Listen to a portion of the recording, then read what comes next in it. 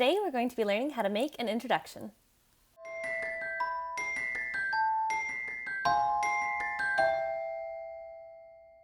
Introductions are super important to making both your brand and your videos memorable. In this video, I'll be making an introduction for Neo's geology-themed YouTube channel. For me, the first step in developing an introduction is picking music. My recommendation is to go to the YouTube audio library and pick a song from their less than 30-second list. This is because introductions should typically be around 5 seconds long. Here is the song I chose for Neo.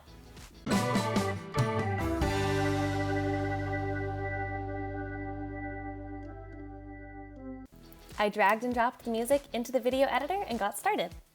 Initially, I had picked different clips from videos of Neo's that I liked, and then I put them all together in one place.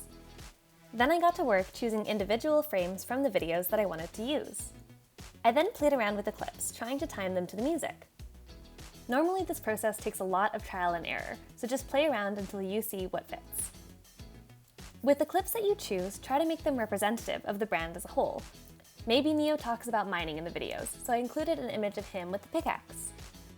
A couple more tweaks, and then we're ready to watch the intro. Here we go!